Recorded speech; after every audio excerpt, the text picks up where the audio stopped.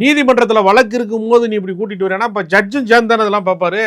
Judge என்ன news paper படிக்க மாட்டாரு, அல்லது டிவி சேனல் பார்க்க மாட்டாரு, செய்தி சேனல் எதையுமே பார்க்க மாட்டாரு, யூடியூப் பார்க்க மாட்டாரா அவரு? ஒரு கல்யாணத்துக்கு அப்படி வந்தா என்ன சார் தப்பு? ஒரு ஹீரோயின் கூட இன்னொன்று கவனிங்க, யாராவது கட்சிக்காரன் வீட்டு கல்யாணத்துக்கு போயிருக்காரா? நீங்க சொன்னதுக்கப்புறம் யோசிச்சா யாராவது ஒரு நிர்வாகி வீட்டு கல்யாணத்துக்கு போயிருக்காரு? அவர் போருங்க, ஒரு மிகப்பெரிய ப்ரொடியூசர், ஏஜிஎஸ்ன்னு சொல்லக்கூடியவங்க ஒரு மிகப்பெரிய ப்ரொடியூசர் அகோரம், அவங்க ஒரு 3 பேர் சேர்ந்து நடத்துகிறாங்க. அதில் சுரேஷுடைய இல்ல திருமண விழாவுக்கு போகிறாரு. அப்போ அந்த ஸ்டேட்டஸில் இருக்கிற ஆளுக்கு தான் அவர் போகிறாரு. தனி விமானத்தில் கீர்த்தி சுரேஷ் கல்யாணத்துக்கு போனார். அவர் யாருடைய வாழ்க்கையில் அவர் போய் வாழ்த்துறாரு? யாருக்கான ஆளாக இருக்கிறாரு? இதெல்லாம் நீங்கள் யோசிக்கணும். தன்னை பார்க்க வந்தவன் முண்டி அடித்து மூச்சு திணறி செத்து போனால் அவன் இறுதி அஞ்சலிக்கே போகாதவன் இங்கே மட்டும் டைம் ஸ்பெண்ட் பண்ணுறாரு. இப்போ கூட்டம் வந்துடும், அவர் அந்த அண்ணா வந்துட்டாருன்னா, விஜய் அண்ணா வந்துட்டாருன்னா அப்படி நாடே குலுங்கிருங்கிறான்.